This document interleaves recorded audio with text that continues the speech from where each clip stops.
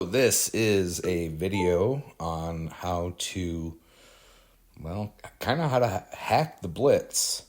I've been playing for about 6 years. I don't play Blitz as often as I used to, just when I need to collect some quick gold. What I've kind of discovered is instead of creating these perfect teams, your highest ranking, all your highest ranking or your favorites, whatever the case may be, and, picking out the perfect opponent and all these things.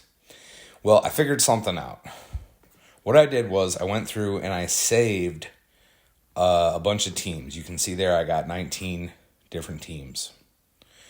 And all I did was, to make it even really super easy, I just started with my highest ranking character and just kind of created the team around them.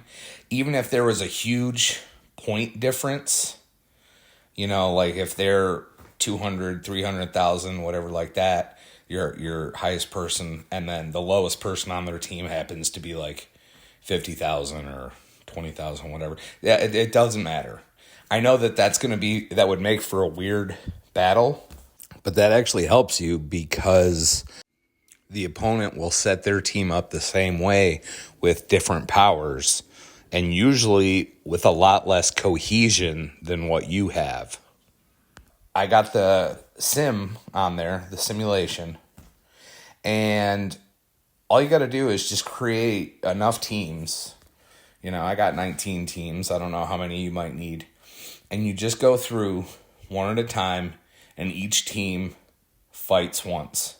You don't have to worry about having enough of those capsules, whatever they're called, like the energy that's needed for Blitz. You don't need to worry about that because you're not spending them.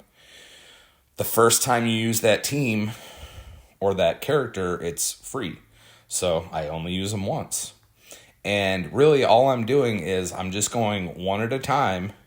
And I'm not going to win every single battle, but I'm going to win most of them just because your lowest team is probably going to start out at a higher number than what the Blitz teams start at. And so you just go through and, once you've gone through enough of your teams, you'll look up there in rewards. And just like in this video, I went through all 19 teams to show you this. I got all the rewards, and I barely put any effort into the whole, selecting teams, selecting opponents, managing my energy. Every so often, I might change the opponent, after I've picked my next team. If I see the opponent happens to look tough, then I might scroll through the opponents and just give myself some better odds just so I win it.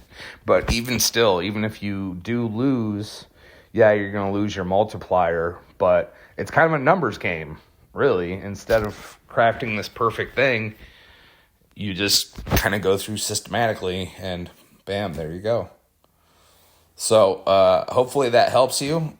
I don't know if Scopely is going to see this video and say, oh, wow, yeah, that's a flaw, or we'll let it fly. I don't know. Maybe people at the lower levels might not be able to do that quite as easily. But that's just something that I found. Hopefully it helps.